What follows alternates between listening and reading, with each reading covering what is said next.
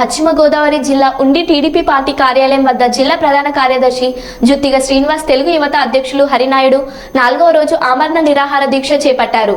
Sitting MLA రామరాజుకు ticket ఇవ్వకపోవడంతో TDP నాయకులు, కార్యకర్తలు ఆగ్రహం. రామరాజుకు టికెట్ ఇవ్వాలంటూ ఆందోళనతో దీక్షలు చేపడుతున్న టీడీపీ నాయకులు చంద్రబాబు ఇచ్చిన మాట నిలబెట్టుకుని రామరాజుకు టికెట్ ఇవ్వాలని డిమాండ్ చేశారు.